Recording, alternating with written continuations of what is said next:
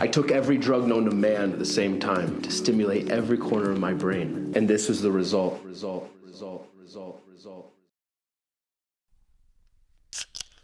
What's good, nerds? How's everybody doing? Welcome to the Movie Mass.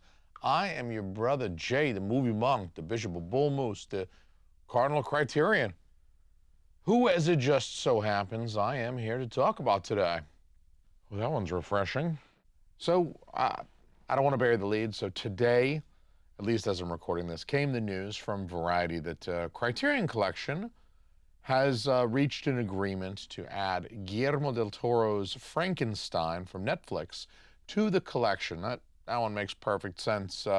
Nobody's shocked by that one. Criterion loves them some Guillermo del Toro. So the surprising little piece of news is what came along as a little sidecar with the Guillermo del Toro Frankenstein film. And this one is not necessarily one that you would see coming to Criterion Collection. That is KPop Demon Hunters is going to be added to the Criterion Collection. I mean, nobody spit their beer out when they heard Frankenstein was coming to the collection. That wasn't a shock to anybody, but KPop Demon Hunters, that's a little bit of a surprise. I'm like most people. This one makes zero fucking sense to me. I will say, first of all, as a man with two daughters, I have seen some K-pop Demon Hunters, for sure. I kind of know that movie backwards and forwards. I know the characters, I know the lyrics. I have the vinyl. I bought the vinyl for my girls. Shit, I'm like one or two viewings away from speaking damn Korean. I got kimchi in my fridge upstairs, 100%. I made homemade kimchi and shit. So I will say that I respect K-pop Demon Hunters. Even if I don't love it, I respect what they were able to achieve. I mean, they've obviously struck gold. The songs are catchy. I get why a certain demographic eats this shit right up. From a purely financial point of view, this is going to be great for Criterion's sales, though I'm not sure that it fits their brand. I don't think it's a Criterion film. I'll say it. It doesn't fit their brand. At least not the brand that Criterion has worked up over the last 15 years. Although I will say, and partially in response to my dear friend Brian's video over there at Last Movie Standing, I will say it does feel like their brand has been going through a slow evolution over the last 5 or so years. For one thing, Criterion has only released about 10 animated films in the past 28 or so years. It's not like they do a ton of animation. They don't have a ton of animation in the collection. So, I mean, we're talking about the Criterion Collection here. This is the most bougie Blu-ray boutique in the history of the universe, which sounds hyperbolic, but is actually completely true when you think about it. So the one thing that's cooking my brain like noodles in an opium den is, why is Criterion letting in something that is so clearly off-brand? And even now, even after the last 5 or so years of their brand evolution. This line of inquiry reawakens a topic that I've been ruminating on for some time. I mean, ever since Criterion announced that they were going to release Pee-wee's Big Adventure in 4K, it kind of kicked off something in my brain. I mean, I'm not saying I wasn't happy about Pee-wee's Big Adventure, or even more generally speaking, the direction that Criterion's been going over the last several years, but it still seemed off. Pee-wee's Big Adventure just didn't quite smell right for the Criterion Collection. I mean, Tim Burton and Pee-wee the fuck Herman in the Criterion Collection. It's wild. More than any other boutique. And, you know, Kino has their aspirations, certainly. But even more than Kino, Criterion has a reputation for putting out the kind of literary, artful films that you would be watching in film school. Lots of foreign shit is what that means. They have a monopoly on Kurosawa and Bergman, Godard, Renoir, Truffaut, Melville. The fact that I'm even able to pronounce any of those words halfway decent, we can thank Criterion Collection for that. They've put out a bunch of Hitchcock's films. They've put out a bunch of Lars von Trier's films. They've put out a bunch of films by American auteurs like David Lynch and Wes Anderson. What I'm saying is that historically, over the past 30 years or so, when most people think of Criterion, they think of films like Naked, Smiles of a Summer Night, Bottle Rocket, Le Samurai, Breathless, Rashomon. They don't think about like anime knockoff cartoons that my 6-year-old watches. There's nothing at all pretentious or high-minded about K-pop Demon Hunters. And maybe that's to be admired. I, for one, am not huge into pretentious shit as much as I love Criterion Collection as well as those directors I just mentioned. Even though, if you go back far enough, Criterion did put out The Rock, Armageddon, Chasing Amy, at least in their early days of DVD. I'm talking 1999, 2000, 01, those early days of DVD. Criterion put out titles like that, crowd pleasers, as they say. There's not anything especially highbrow or pretentious about Armageddon or The Rock. The Rock is the ultimate definition of a crowd pleaser. Now, granted, those titles have long been out of print. Criterion really, over the last 20 years, hasn't seemed very interested in revisiting that type of unpretentious, crowd-pleasing, shit-blowing-up, prom queen fucking type of movie. On the contrary, over the last 20 or so years, Criterion seemed to carve out a particularly academic niche for themselves. Their reputation reflects the type of choices in films that they've made over the past couple of decades. Buying Criterions it's like a more expensive version of film school. If you go buy several hundred, 300, 400, 500 Criterions, you just go to film school for half the price. But, as I mentioned a moment ago, I do believe over the last 5 or so years, maybe 3 to 5 years, Criterion has undergone a gradual shift, maybe a opening up of the type of things that they include. If we think back over the last couple of years, we pause for a moment, kind of reflect on these slow shifts in Criterion's output. We have seen an increase in action stuff in Hong Kong cinema. 15 to 20 years ago, when it came to Hong Kong cinema at least, Criterion was pretty much just like Wong Kar-wai's shit. I mean, like In the Mood for Love, and that was it. Nowadays, you can go to a Barnes & Noble and for 50% off during one of their sales, you can get the Bruce Lee box set of every single one of Bruce Lee's films. Those are not pretentious movies, y'all. You can get a Jackie Chan box set of, I think, 5 Jackie Chan films of the late 70s. Jackie Chan is anything if pretentious. He is certainly not a pretentious individual. There's the Once Upon a Time in China box set for a little Jet Li action. There's Police Story 1 and 2. The Heroic Trio and the Executioners.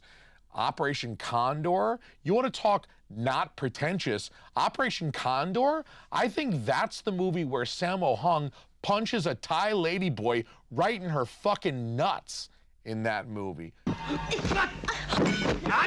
There's nothing pretentious about punching a lady in her balls.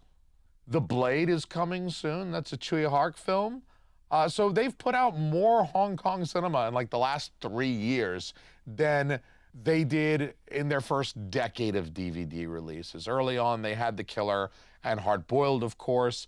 Just like The Rock and Armageddon, those quickly went out of print and were yanked away from the Criterion collection and receded into the background. Criterion really didn't mess with that kind of film for many, many, many years until more recently. Additionally, Criterion's kind of opened up their hearts to a little bit more Japanese cinema. Before the samurai films that Criterion put out were more artsy stuff. Things like Seven Samurai, things like Harakiri.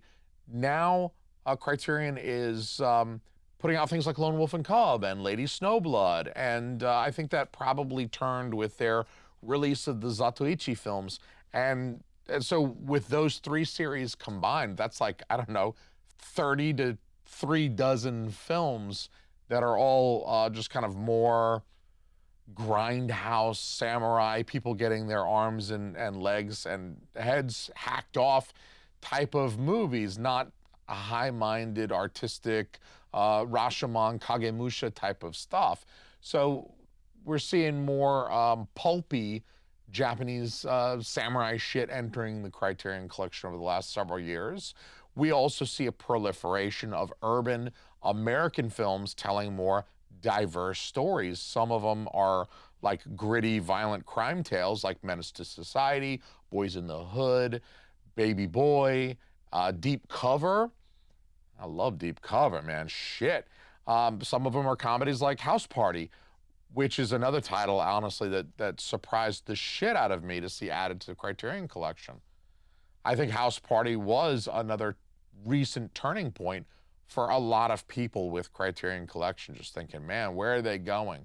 They're throwing us some curveballs, and maybe they're not going to be as artistically predictable. Shit like Crossing Delancey. All right, nobody's surprised to see Criterion Collection put out Crossing Delancey, or 3 or 4 Albert Brooks films of the 90s. Things like House Party? The fuck? We got Malcolm X and a few other Spike Lee films in recent years. Before that, the only Spike Lee film in the collection was Do the Right Thing. That was spine number 95, I think.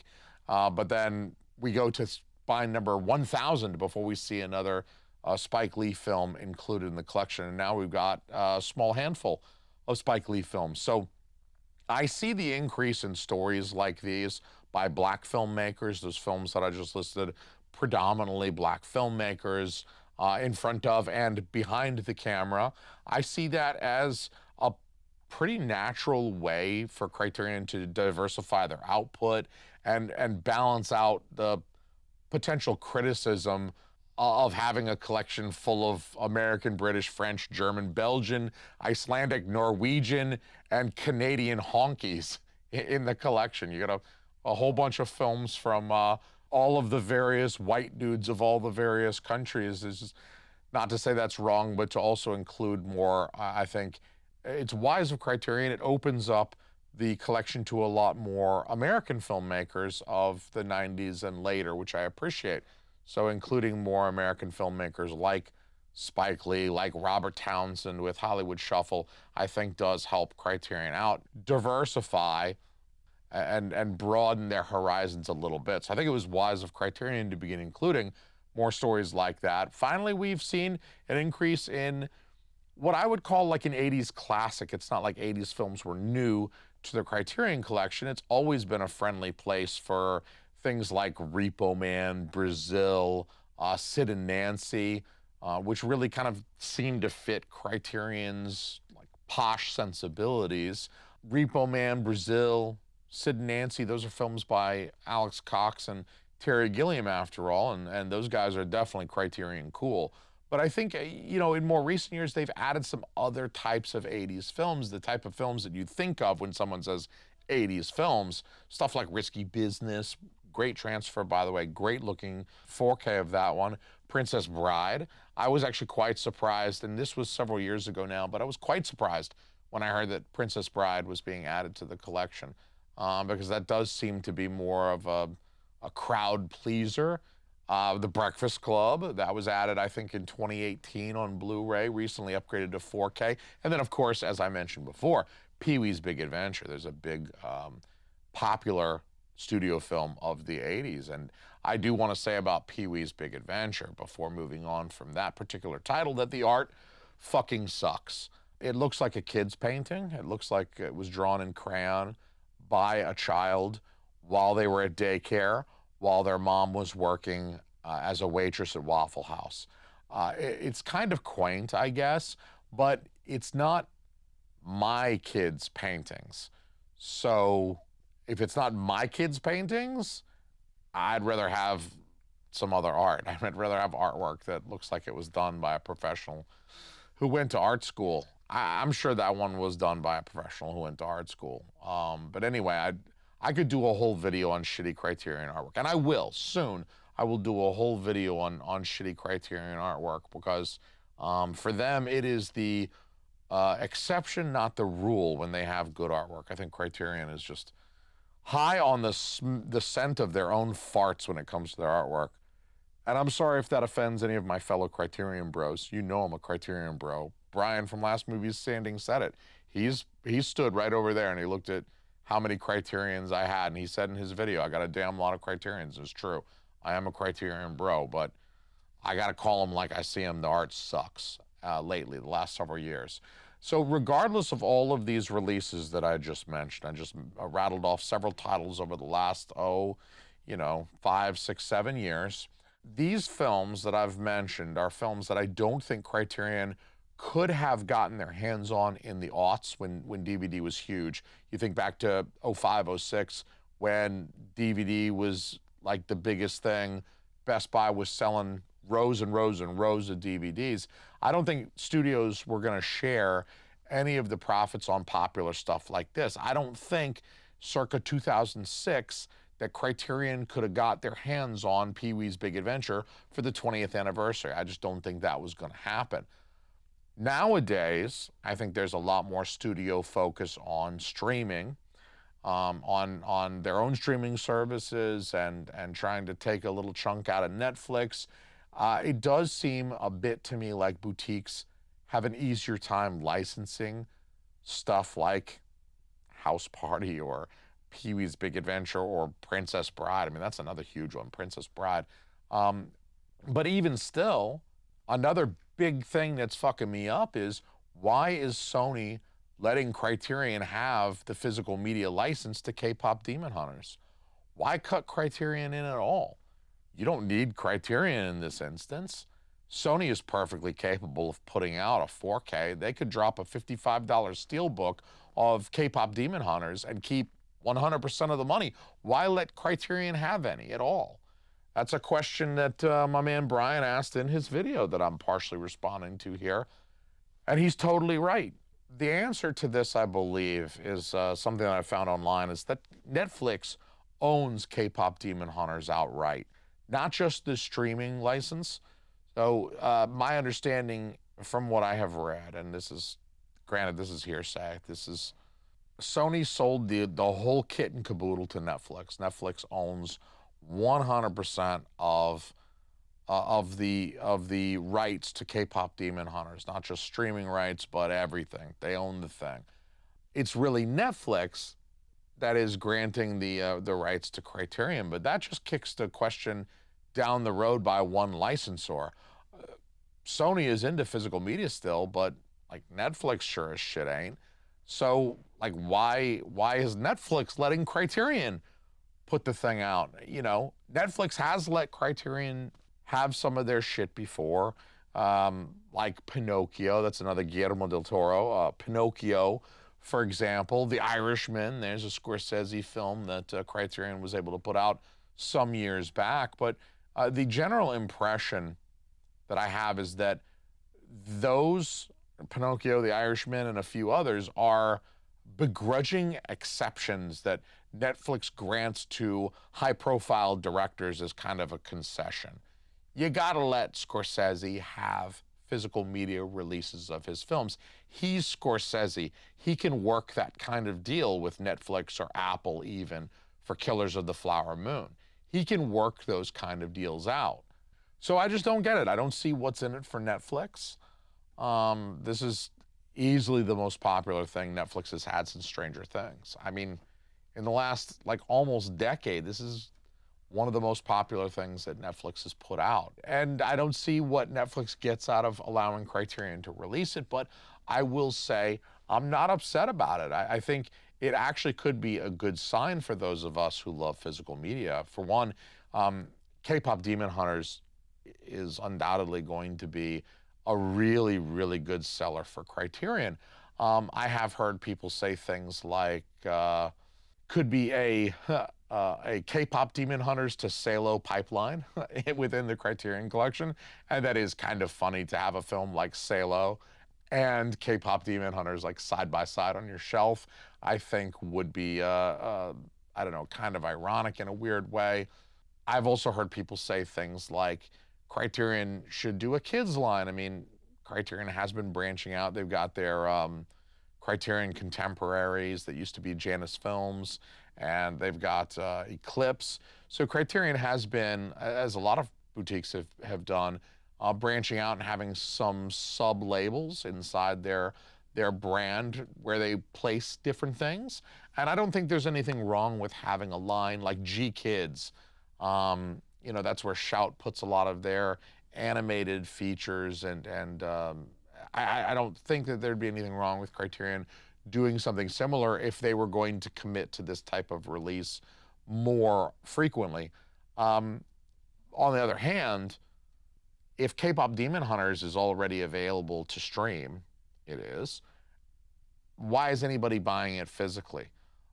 Why would my wife or daughters, like normies, why would they go out and buy a 4K disc copy of K-Pop Demon Hunters when it's streaming? My wife never puts in a disc. I'm not here to talk shit about my wife.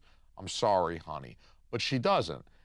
If there's a film and I bought it for the kids, I bought it on disc. I got it on disc right over there. I've also got the digital that I loaded, and my wife is just gonna fire up Fandango at home. You know what she's not doing? Walking down here and going through the shelf and trying to find Frozen 2 or The Grinch Who Stole Christmas if it's December. She ain't doing that shit. She ain't got that kind of time. She ain't doing that shit. She's gonna stream even the shit I own on disc. She gonna stream it just to spite me. Can't believe the shit I put up with. I can't see a lot of normies buying K-Pop Demon Hunters if they can already stream it on Netflix. Why own a disc? Why pay more to own a disc for a film that you've already got perfect access to via Netflix? And it's not like Netflix is taking that thing down. That thing is never going anywhere.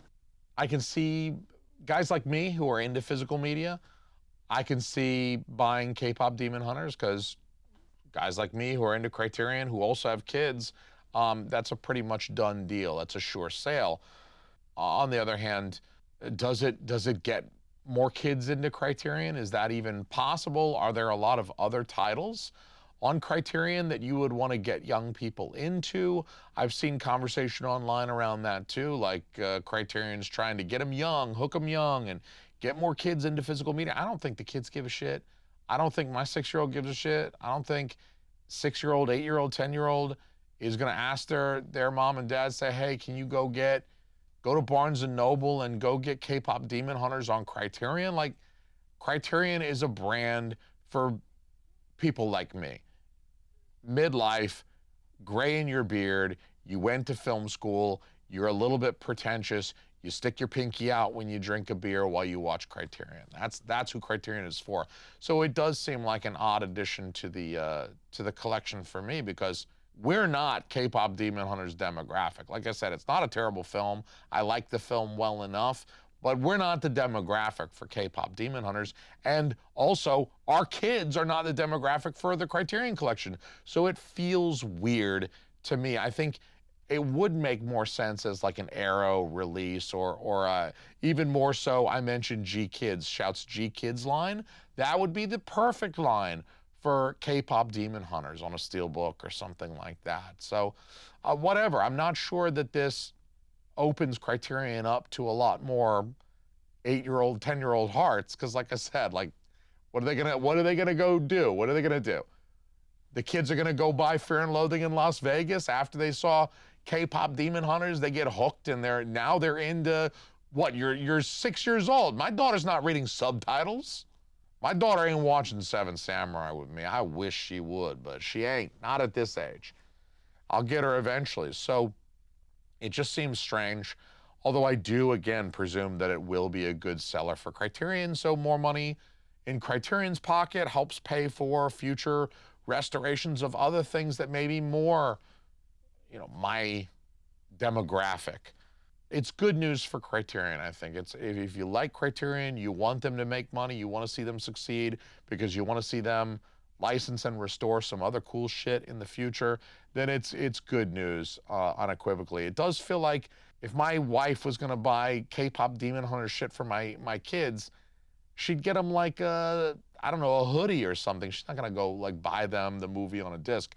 Although it is a good opportunity for for bonus features, I think. Anytime anybody, Criterion or otherwise, any boutique gets their hands on a streaming exclusive, it is the golden opportunity, no pun intended, golden opportunity for that boutique to prove the value of physical media with regard to special features. So what I really am expecting, and I will be very disappointed in KPop Demon Hunters Criterion release if there's not a slew of special features. I think that's one area in which DVD, physical media, has always, for decades, shit all over streaming. I mean, with streaming, you get the movie. You don't get a lot of extras that really kind of make owning a movie a lot of fun. So I expect to see a lot of special features. I really want to see robust special features. I want to see at least one commentary, and I want to see like at least a 30, 45-minute behind-the-scenes making of a featurette. I want to see some really robust special features on KPop Demon Hunters. Otherwise, why would somebody go buy the disc when they've got Netflix at home? They could watch KPop Demon Hunters at home. Anyway, I think the other good news about this is that it indicates, at least in some cases, that Netflix is still willing to allow some physical releases of their shit. And it's not just small shit. I mean, like I said, KPop Demon Hunters is the jewel in their crown right now. It's the absolute jewel in their crown. I don't know why I'm slurring my words, guys. This is my first. Anyway, I mean, Netflix would really have to expand their business, their physical media business, with the boutiques.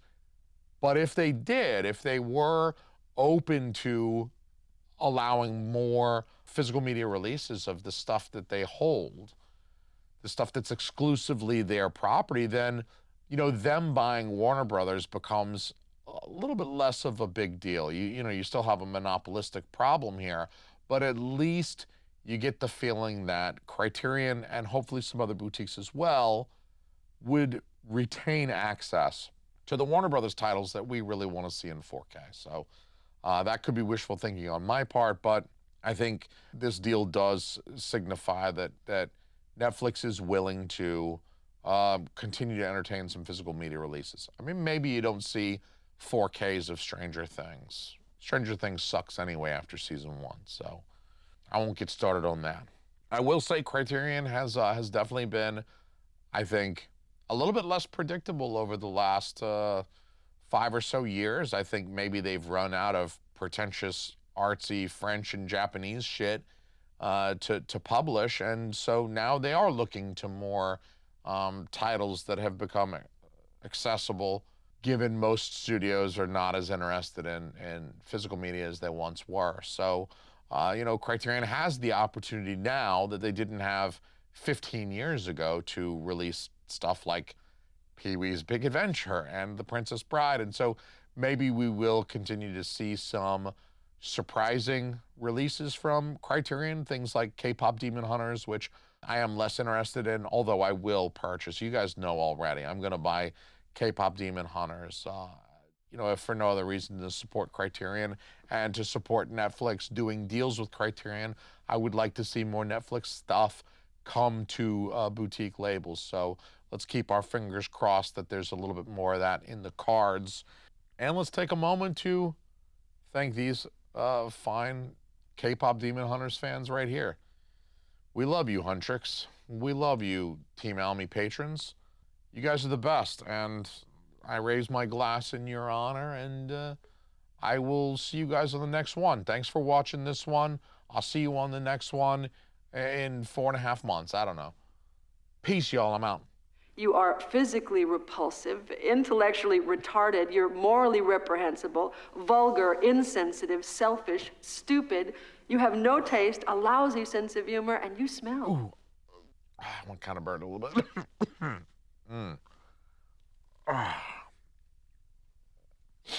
Oh, this shit I go through for you people.